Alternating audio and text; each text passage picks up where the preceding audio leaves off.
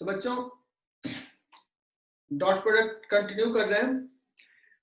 हम लोगों ने डेफिनेशंस देख लिया, मीनिंग देख लिया। अब हमें निकालना है कि डॉट प्रोडक्ट निकालेंगे कैसे। तो जैसे एक सवाल अभी देखा था, ए का मैग्नीट्यूड दे दिया, बी का मैग्नीट्यूड दे दिया, एंगल दे दिया, बहुत आराम से निकालोगे डॉट प्रोडक्ट। पर थोड़ा और सिस्टमैटिक तरीके से जाते हैं।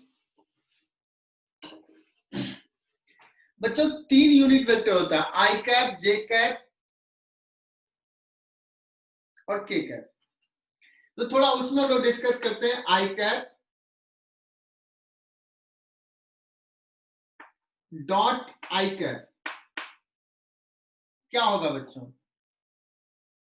1 बिकॉज ऐसे क्या होता है, A dot B that is equal to A B cos theta.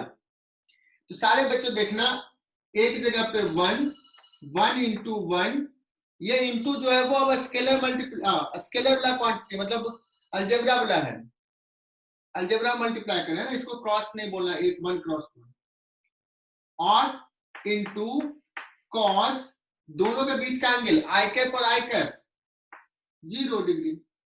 Cos 0 1 होता है, ये हो जाएगा 1। लेकिन अगर मैं पूछूं i cap dot j cap 1 into cos 90 क्या हो जाएगा बच्चों? 0। क्यों 0 हो जाएगा? बिकॉज आई और जे परपेंडिकुलर है। अब अगर मैं पूछूं बच्चों आई डॉट जे 0 हो गया, मैं पूछूं जे डॉट के क्या होगा? जे कैप डॉट के 0, के कैप डॉट आई कैप 0। तीनों म्यूचुअली परपेंडिकुलर है। तो अगर डिफरेंट लिया, आई जे के, आई जे लिया, जे के लिया, के आई लिया, डॉट प्रोडक्ट 0।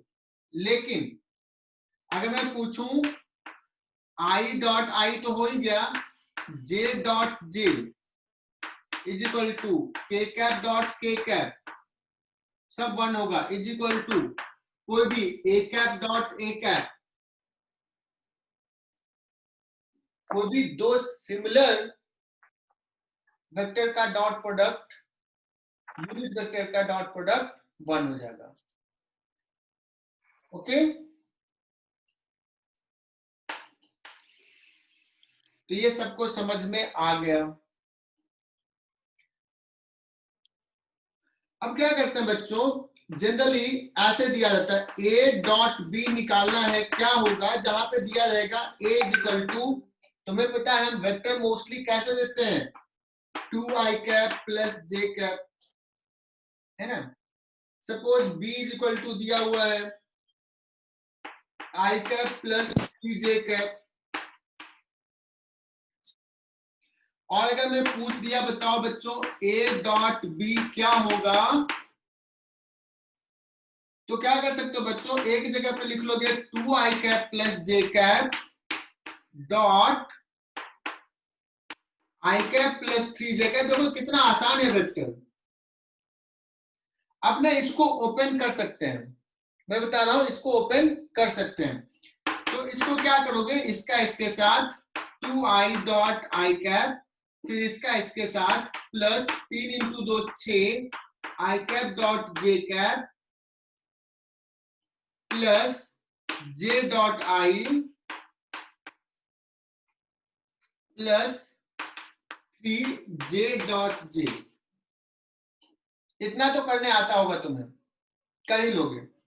तो आई डॉट आई हो जाएगा बच्चों 2, ये तो हो गया 0, ये भी हो जाएगा 0 प्लस जे डॉट जे 1 3, है ना। तो कितना हो गया बच्चों 5। बताओ क्या ये टफ लगा क्या? सो बच्चों देखना, अब मैं क्या करता हूँ, एक जनरलाइज 2 वेक्टर ले लेता हूं और उसका डॉट प्रोडक्ट क्या होगा जस्ट फॉर्मूला जैसा देख लेता हूं। ए सपोज ऐसा है, A1 I cap plus A2 J cap plus A3 K cap. बच्चों कोई भी वेक्टर इस फॉर्म में लिख सकते हैं, I cap J cap K cap तीनों ले लिया।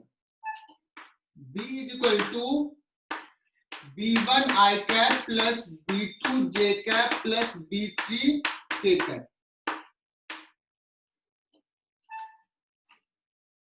है ना। अगर मैं पूछूं कि बच्चों बताओ A डॉट B क्या होगा, A1 मैं अभी लिखने के लिए इतना बड़ा लिख देता हूं, A1 I cap plus A2 J cap plus A3 K cap dot B1 I cap plus B2 J cap plus B3 K cap. बच्चों थोड़ा सा माइंड में कैलकुलेशंस कराता हूं, है ना, एकदम ध्यान से देखना, तुम लोग ब्रिलियंट बच्चे हो, परेशान नहीं होना। A1 का पहले ये सबसे डॉट प्रोडक्ट लेंगे, A1 का पहले इससे डॉट प्रोडक्ट लेते हैं, तो क्या हो जाएगा A1 B1 I dot I1, फिर A1 I कैप का इससे लेंगे, कितना होगा 0, फिर A1 I कैप का इसके साथ ओपन कर रहे बच्चों 0, ये काम हो गया। नेक्स्ट इसका इसके साथ 0, इसका इसके साथ J डॉट J1, तो हो जाएगा A2 B2, इसका इसके साथ 0, इसका इसके साथ 0, इसका इसके साथ 0, इसका इसके साथ A3 B3। बच्चों ये कितना सिंपल आ गया है कि नहीं, वैसे इतना सिंपल तो 10th में भी कोई सवाल नहीं होता था।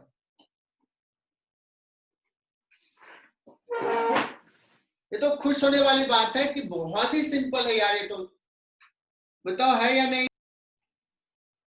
बच्चों हमने ये कुछ सवाल दिया है, मतलब कुछ दिया, if this are the value A B C D E, ये निकालो, ये खुश होने वाले सवाल है बच्चों।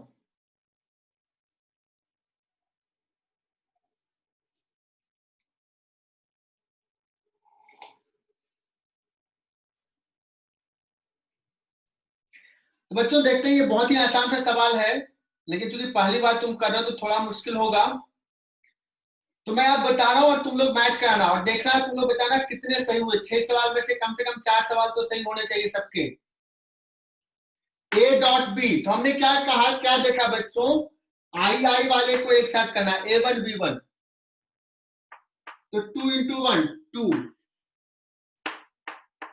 जे जे वाले को करना है प्लस 3, और के वाले देखो ये यहाँ पे -1 है बच्चों, तो 4 इंटू -1, ये ध्यान देना है, तो 4 इंटू -1 हो गया -4।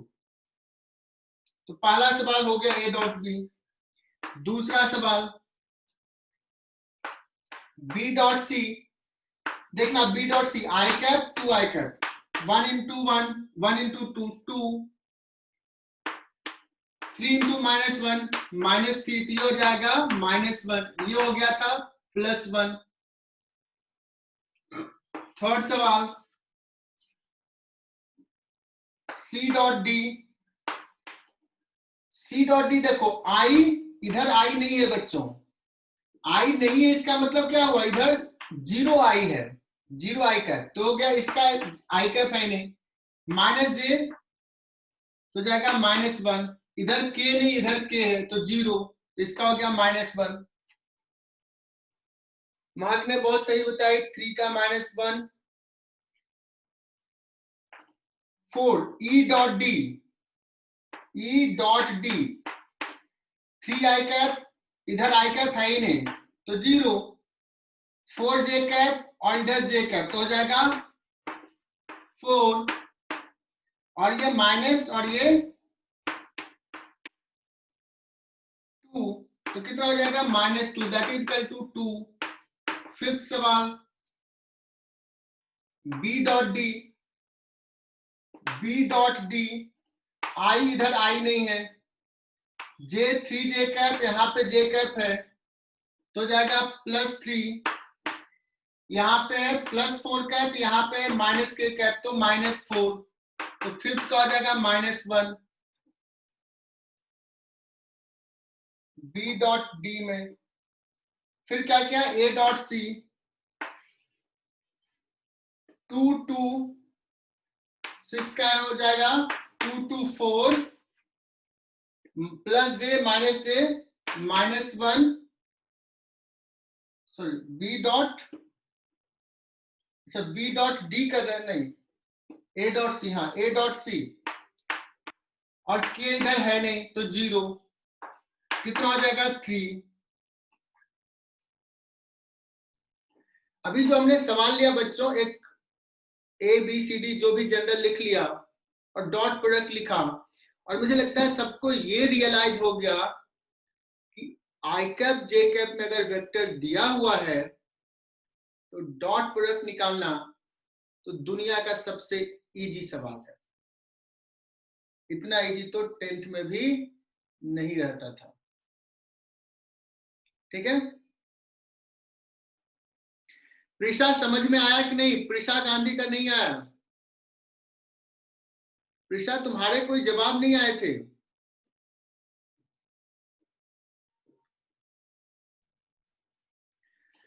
बच्चों एप्लीकेशन में जो सबसे इंपॉर्टेंट है कि अगर दो वेक्टर आई कैप जे कैप में दिया हुआ है तो हमें ए डॉट बी निकालने आ गया, मैं पूछूं कि उस दो वेक्टर्स के बीच में एंगल कितना है। तो फर्स्ट इज, सबसे इंपॉर्टेंट यही है, we can find angle between two vectors.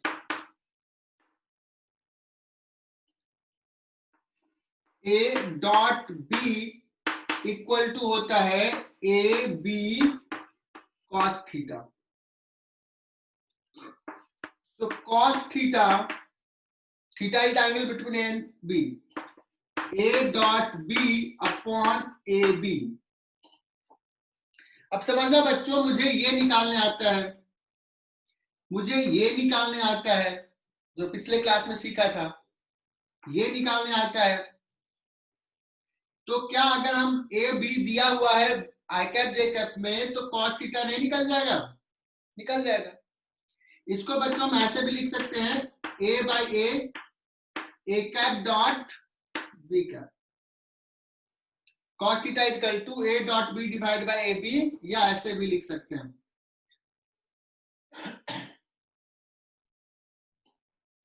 बच्चों हम लोगों ने देखा कि दो वेक्टर्स के बीच का एंगल निकालना है तो क्या करेंगे, अभी जस्ट डिस्कस किया, तो एक सवाल ले लेते हैं।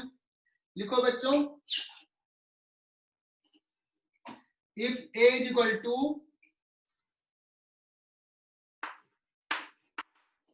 a is equal to 2i cap plus j cap and b is equal to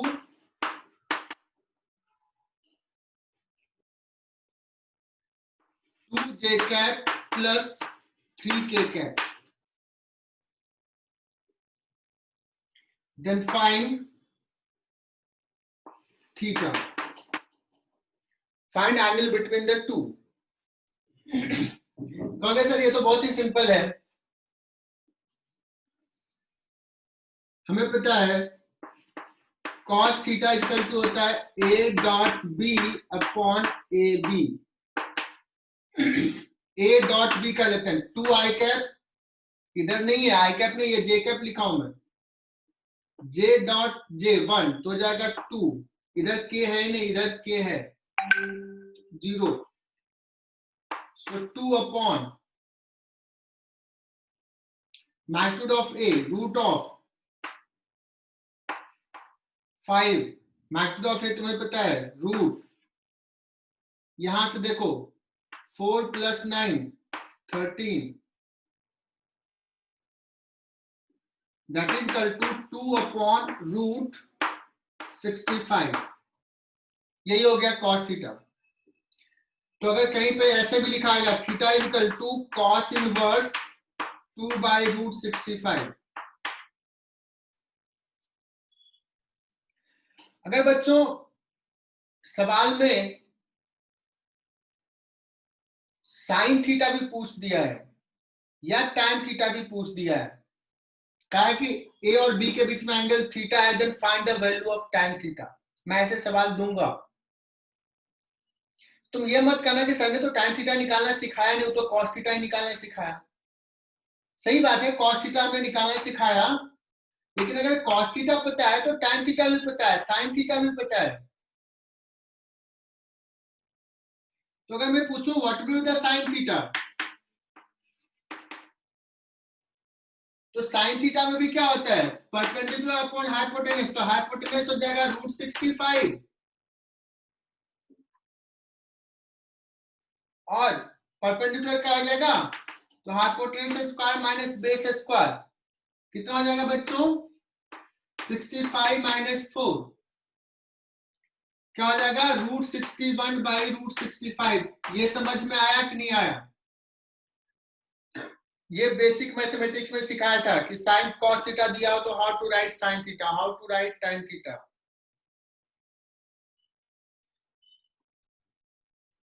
तो बच्चों अब एक मंत्र याद कर लो कि दो वेक्टर्स के बीच में अगर एंगल निकालना है, चाहे साइन थीटा हो, कॉस थीटा हो, tan थीटा कुछ भी हो, क्या करना होगा, dot product. Dot product will help you.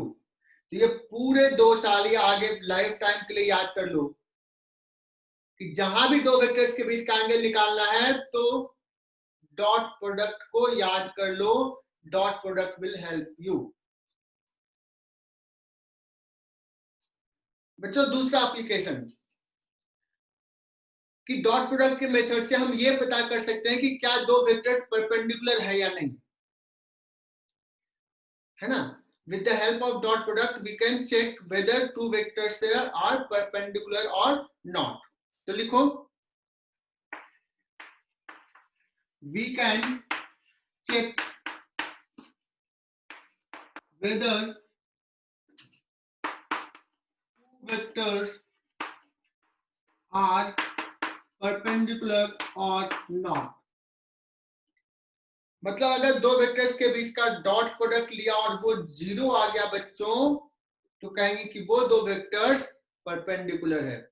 जैसे if a is equal to 2i cap plus 3j cap plus k cap and b is equal to 6i cap minus 4j cap, then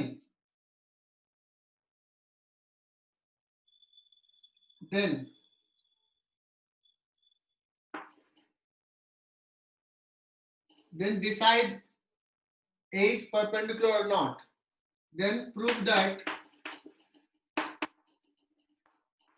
a is perpendicular to b। क्या ये proof कर पाओगे बच्चों? ये दो जो application देखा बहुत इंपॉर्टेंट है, जो पहला सबसे इंपॉर्टेंट है। अब हम लोग देखते हैं कि कुछ फिजिक्स में आगे कुछ टर्म हम डिफाइन करेंगे जब हम आगे बढ़ेंगे प्रोसेस में। न्यूटन्स लॉ आएगा, उसके बाद एक चैप्टर आता है वर्क एनर्जी पावर। कुछ बच्चे 10th में ये पढ़े होंगे, वर्क का डेफिनेशन पढ़े होंगे। कुछ बच्चे पढ़े होंगे वर्क होता है एफ फोर्स इनटू डिस्प्लेसमेंट, ऐसा कोई बच्चा पढ़ा होगा। अगर फोर्स एफ होता है ना, और डिस्प्लेसमेंट है, तो कुछ बच्चे ने शायद ऐसा पढ़ा होगा, कुछ बच्चों ने थोड़ा आगे बढ़ के पढ़ा होगा एफ एस कॉस थीटा। अगर कोई ICSE बोर्ड का होगा तो शायद ये पढ़ा होगा। बच्चों ये सारे फॉर्मूले ट्रू है in certain cases, special case के लिए। हालांकि डेफिनेशन हम लोग कुछ और पढ़ेंगे। अभी 10th तक में ये जानते हैं, और अभी के लिए मैं बता रहा हूं कि वर्क डन का डेफिनेशन में बता रहा हूं एफ डॉट एस होता है।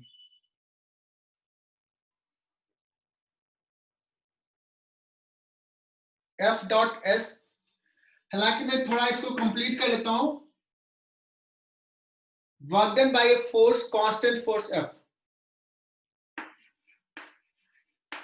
Work done by constant force F for displacement S.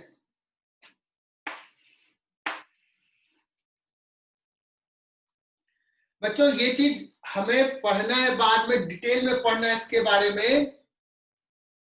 लेकिन क्या होता है कि जो कोई भी बुक उठाओगे ना तो उसमें ऐसे दिया रहेगा तो तुम परेशान हो जाओगे, सर ने बताया नहीं, ऐसे ये पढ़ाने की जरूरत नहीं है। बट चलो, हमने जब डिफाइन कर बता दिया कि चलो एक फॉर्मूला है ऐसे, और तुम्हें F दे दिया, S दे दिया, तो तुम नहीं निकालोगे वर्क डन? निकाल लोगे। तो अगर मैं पूछूं if a force F is equal to 2i cap plus j cap plus k cap is acting on a particle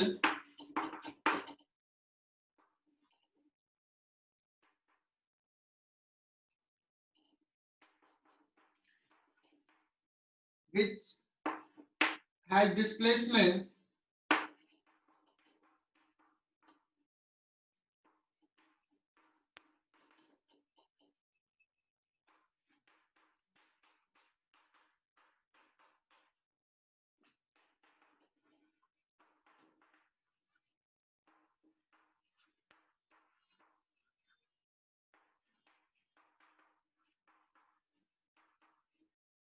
बच्चों बहुत ही आसान सा सवाल दिया हमने, इतना लैंग्वेज क्या लिखा वो पढ़ने की जरूरत नहीं है। तुम्हें जरूरत ये है कि force is given, displacement is given और वर्क डन निकालना है। सो डॉट प्रोडक्ट अब हम लोग फिनिश करने वाले हैं। लास्ट एप्लीकेशन बचा हुआ है टू फाइंड कंपोनेंट। तो कंपोनेंट का डेफिनेशन ऑलरेडी हम लोगों ने बता चुके हैं, और ये बच्चे यहाँ पे थोड़ा बच्चों का दिक्कत होता है, थोड़ा सा दिक्कत होता है, तो ध्यान से देखना। तो हेडिंग डालो to find component.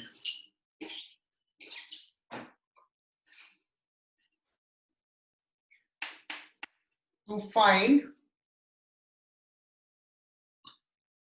find component of vector along other direction.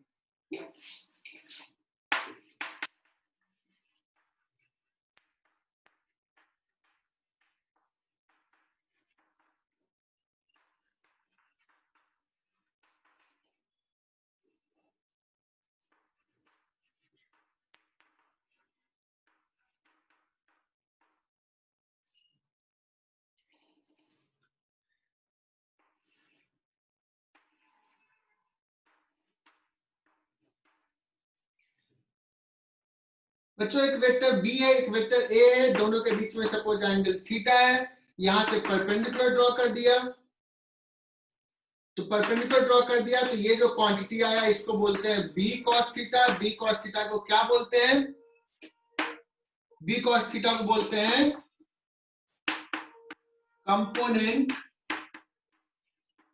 Component of B along ए।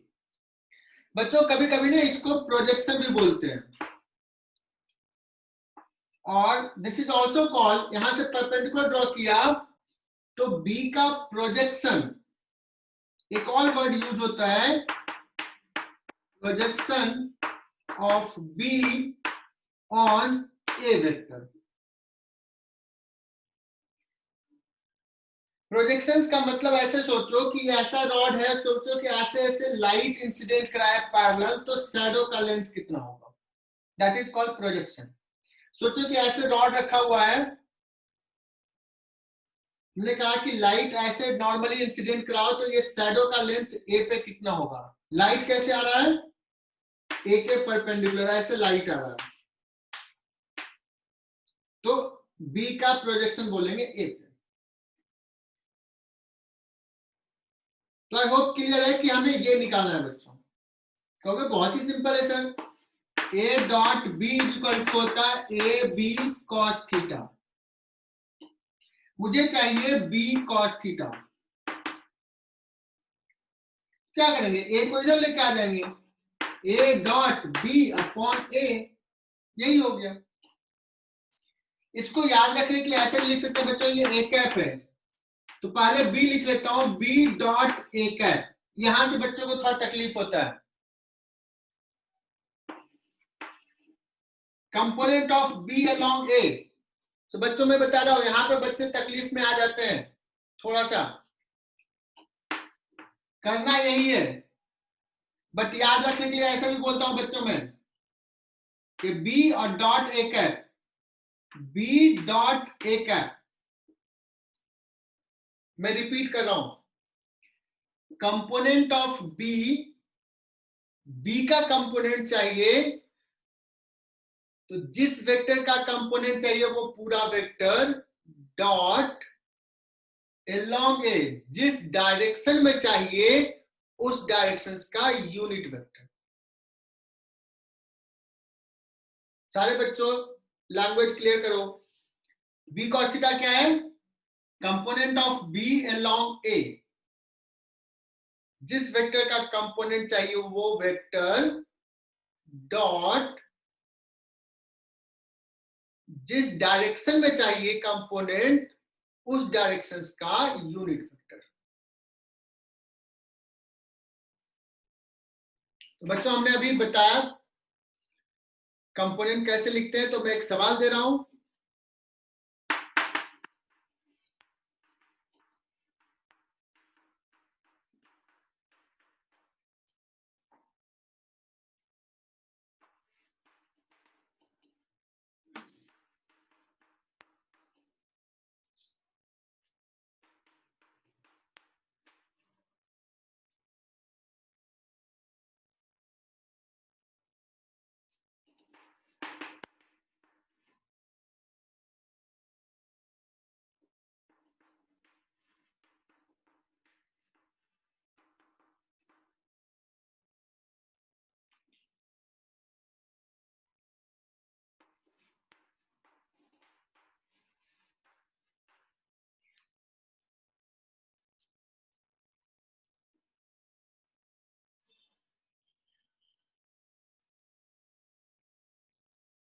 जल्दी से सॉल्व करो बच्चों। तो बच्चों ये हमने सवाल दिया और मैं पूछा कि इसको निकालना है component of A along B, तो ये यूज करें या ये यूज करें। मुझे पता है ये गड़बड़ करते हैं इसलिए मैं फोकस कर रहा हूं। लोकेशन ने बताई सर फर्स्ट फॉर्मूला सही है, बहुत बढ़िया लोकेशन। पिछला जब हम थ्योरी भी पढ़ाए थे तो उस समय लिखाया था कंपोनेंट ऑफ बी अलोंग ए, तब ये लिखाया था। मैंने इस बार उल्टा पूछ दिया है, component of A along B. मैं फिर से रिपीट कर रहा हूं, जिस वेक्टर का कंपोनेंट चाहिए वो वेक्टर ए, जिस डायरेक्शन में चाहिए उस डायरेक्शन का कैप, ये ऐसे याद रखना है। और नहीं तो सिंपल सा रहेगा, A B, A dot B equal to होता है ए बी कॉस थीटा। तो ए कॉस थीटा को बोलेंगे component of A along B. A cos theta equal to क्या हो जाएगा, A dot B by A, sorry A cos A dot B by B. लेकिन बच्चों जैसे मैंने समझाया वैसे ही याद रखो। तो अभी हमने जो पूछा है वो क्या हो जाएगा, ए वेक्टर तो है 3i cap plus J cap minus 2k cap, a dot b cap, तो बी लिख लेते हैं बच्चों, i cap plus 2j cap plus 2k cap. लेकिन बी कैप लिखना है तो बी के मैग्नीट्यूड से डिवाइड कर देंगे, 2 2 4 3 हो जाएगा बच्चों। डॉट प्रोडक्ट 3 जे कैप है प्लस 2 5 और minus 4, so answer is 1/3। Location ने बहुत पहले ही आंसर बता दी थी। कंपोनेंट मैंने समझाया, ए का कंपोनेंट बी के लॉन्ग या बी का कंपोनेंट ए के लॉन्ग, तो वो जो मैग्नीट्यूड आया ना, जो परपेंडिकुलर ड्रॉ करके दिखाया, दैट इज कॉल्ड कंपोनेंट। अब एक मैंने टर्म लिख दिया कंपोनेंट वेक्टर, तो ये क्या होगा? सो तुम लोग बच्चों ब्रिलियंट बच्चे हो, ए और ये बी और ये थीटा। सो सारे बच्चे ध्यान देना, यहाँ पे बच्चे तकलीफ में आ जाते हैं थोड़ा सा, बस यही तकलीफ में आते हैं, इसलिए मैं कह रहा हूं कि ध्यान देना है बच्चों। ये क्वांटिटी जो था वो था बी कॉस थीटा, इसको कहा मैंने component, component of B along A, या इसी को प्रोजेक्शन भी बोला बच्चों, प्रोजेक्शन। लेकिन ये नाम देता हूं ओ बी ए, ये नाम दे दिया एम।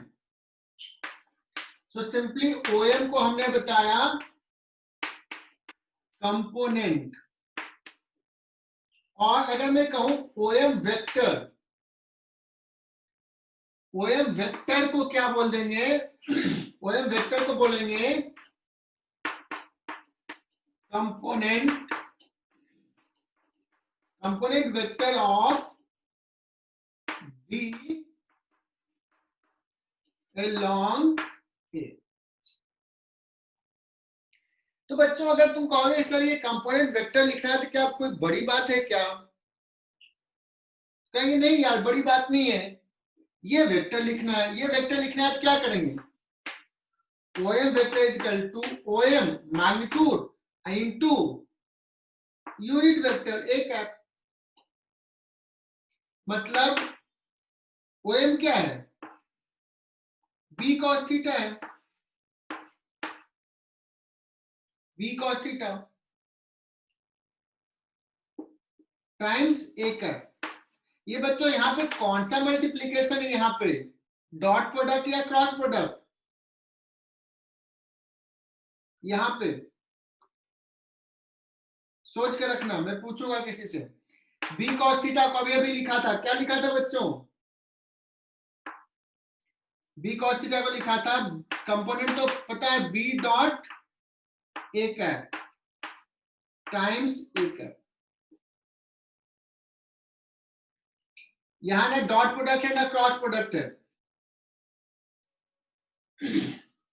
तो बच्चों ओ एम वेक्टर लिखना है तो B dot A cap times A cap, ऐसे याद रख सकते हो। ये हो गया कंपोनेंट और उस डायरेक्शंस का यूनिट वेक्टर।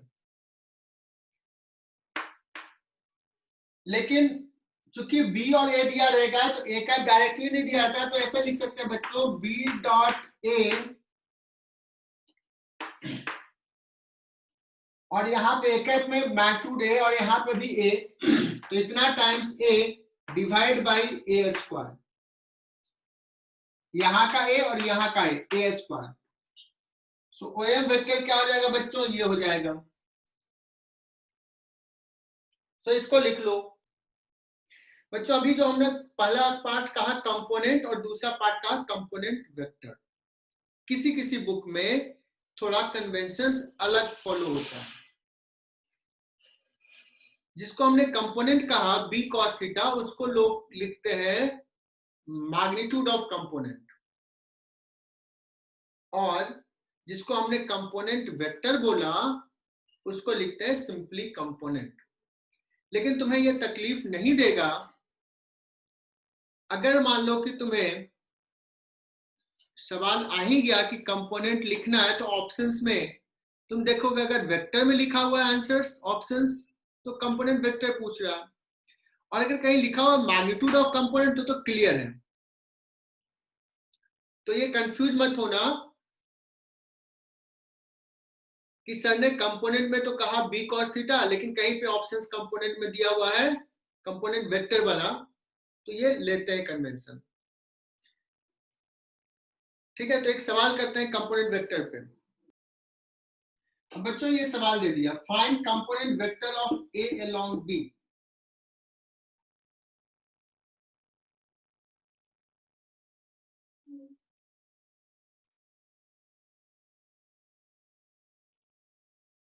तो क्या करेंगे? So this is equal to, सबसे पहले तो ऐसे लिख लो, मैं बोल रहा हूं जिस वेक्टर का कंपोनेंट चाहिए वो ए डॉट जिस डायरेक्शन में चाहिए बी कैप, तो ये हो गया कंपोनेंट। एलॉन्ग बी है तो टाइम्स बी कैप, ऐसे याद रखोगे तो फॉर्मूला याद रहेगा बच्चों। लेकिन चूंकि दिया हुआ है बी, तो मैं इसको ऐसे लिख लेता हूं, ये लिख लो और फिर लिख लो ए डॉट बी, इसका नीचे का भी है, यहां का नीचे का भी, तो बी स्क्वायर, और ये हो गया b vector. A dot b निकालेंगे, a dot B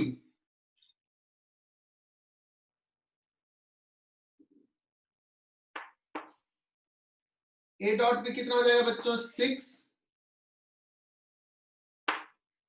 plus 24 divide by b square, 1 plus 9 plus 1 11 times b vector I cap plus 3j cap plus k cap. So answer is 30 by 11 times I cap plus 3j cap plus k cap. अगर मैं पूछ देता उल्टा, find component of B along A component vector, तो बच्चों क्या करते? तो भी ये आसान सा सवाल होता। In that case you have to write component vector of B, तो B dot A cap times A cap, तो जाता B dot A times A vector divided by A square। तो कंफ्यूज मत करना, इसको एकदम अच्छे से देख लेना, यहां पे ही बच्चे थोड़ा स्ट्रगल करते हैं। तो बच्चों डॉट प्रोडक्ट हमारा फिनिश हो गया। हालांकि कहोगे एक लेक्चर 1.5 घंटे लग गए हमें फिनिश करने में, स्लो स्लो चला, ऑनलाइन है, लेकिन जितना बताया उतना समझ में आना चाहिए। अब हम लोग आ जाते हैं क्रॉस प्रोडक्ट, बहुत थोड़ा सा देर पढ़ाऊंगा मैं। क्रॉस प्रोडक्ट का डेफिनेशन दे देता हूं, okay.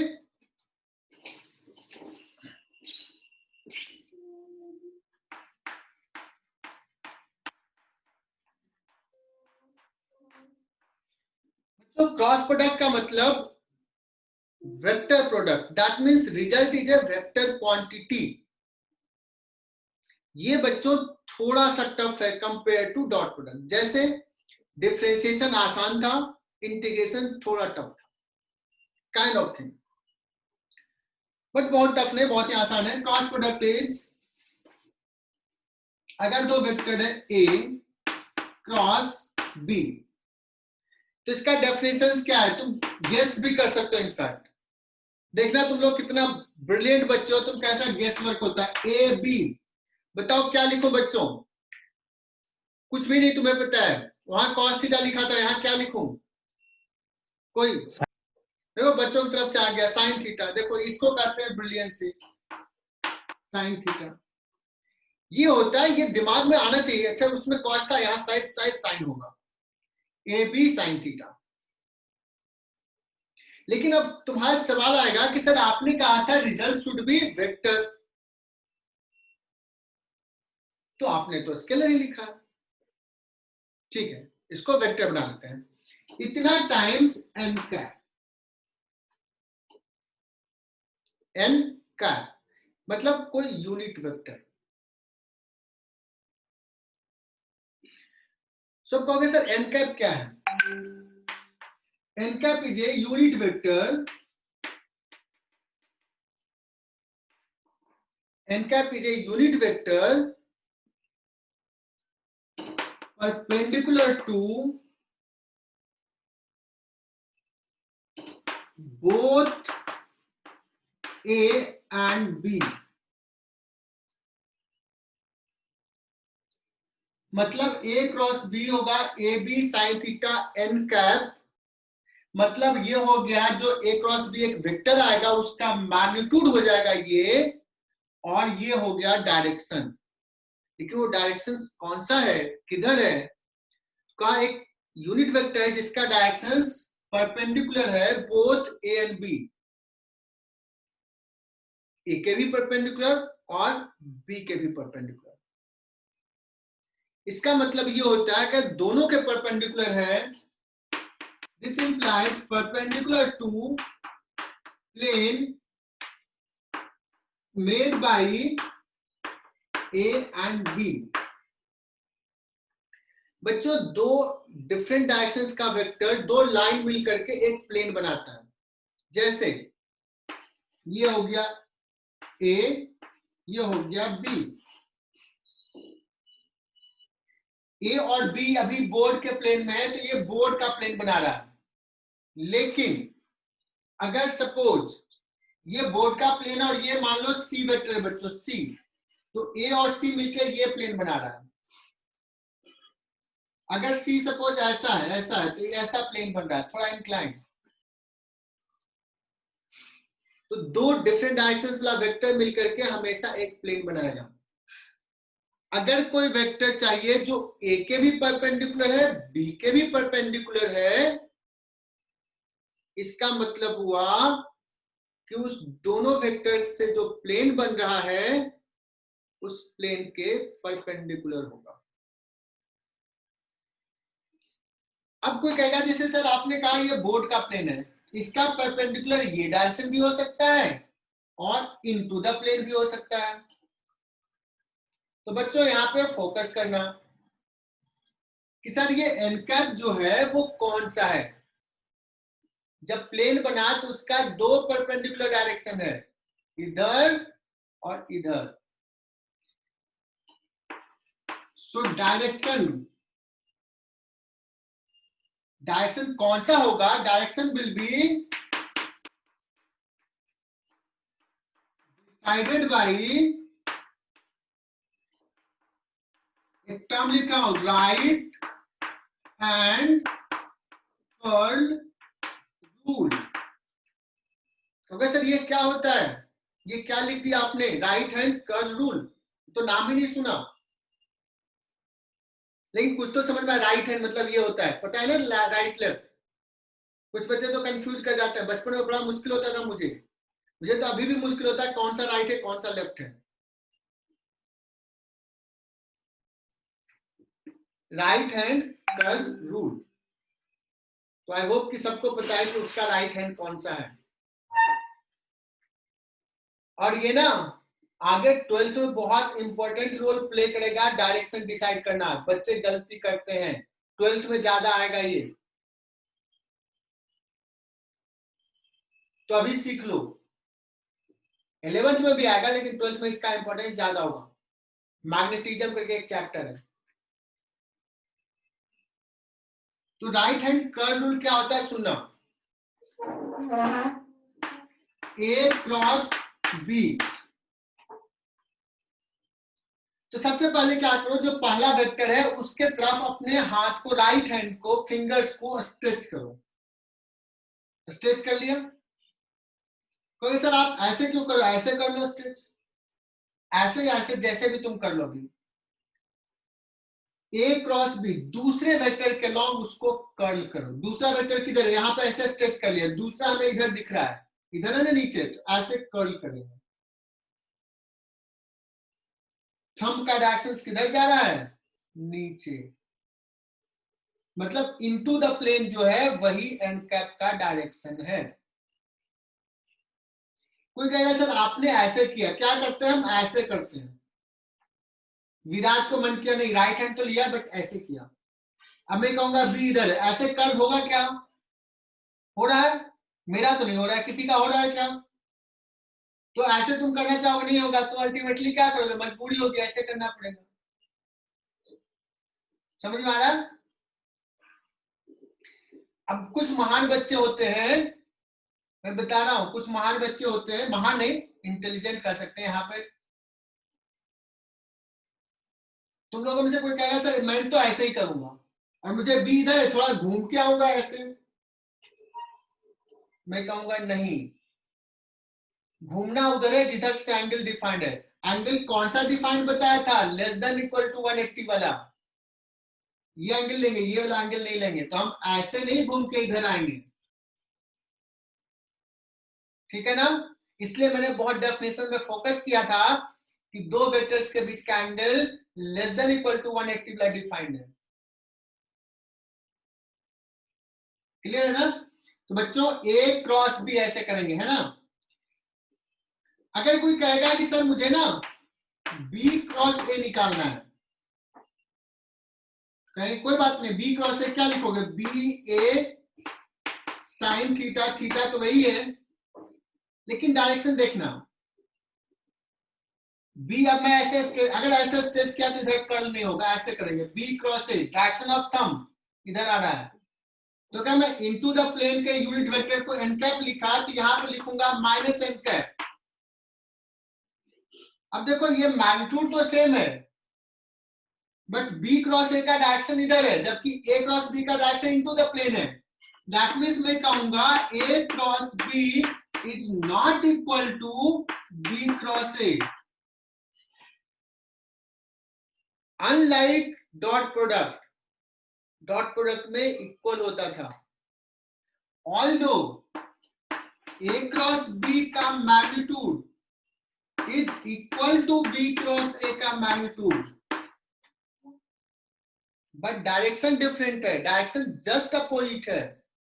So a cross b is equal to minus of b cross a, isn't it?